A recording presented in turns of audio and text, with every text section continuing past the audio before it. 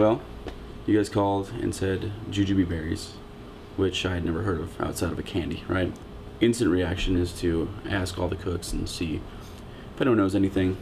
My sous chef, his lovely girlfriend Nancy, is of Asian descent, and she happened to have some in her cupboard at home, and she said that her mom used to put them in basically like a chicken soup.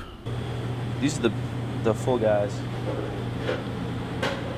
The color of the skin's really pretty. I bet when they're fresh, they're gorgeous.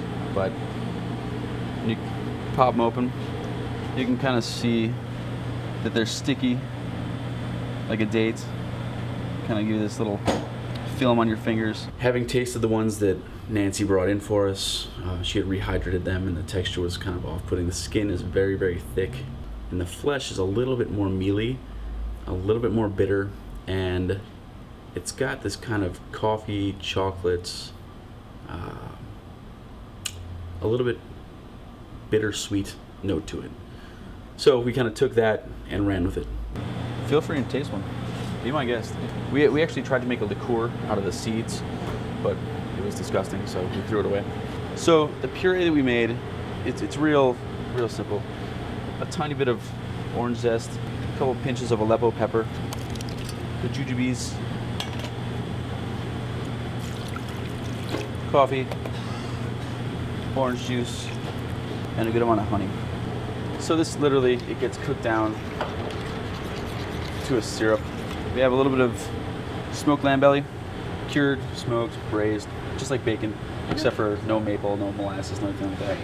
Lamb and pork merguez sausage. Instead of using dried chilies, use a lot of fresh chilies for this.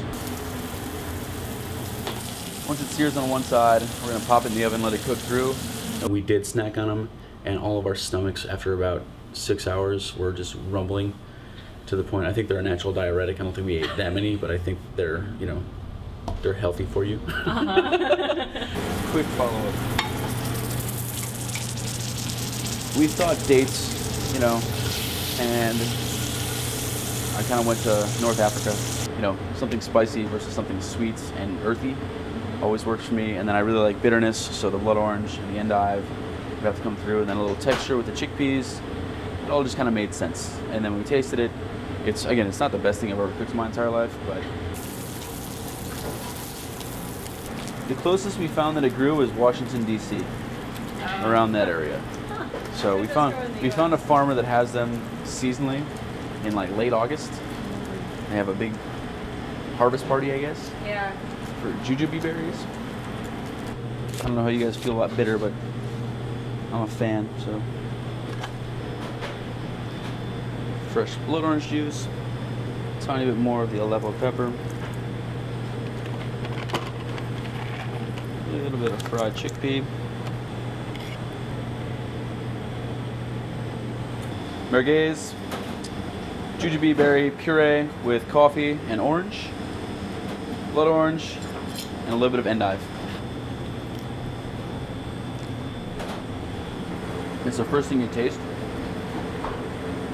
It definitely doesn't leave your mouth. It's really round, it's really rich. You know, it helps cut through the spiciness of the sausage and all the acidity and bitterness from the salad. So, it works. They're delicious. But if you've never used them before, they're kind of a fucked up ingredient. So why did you pick that for him? Because I don't think he's worked with them before. I've worked with Greg in the past, and he just took this new job, and we're all excited for him, so it's like a little fuck you to get him started.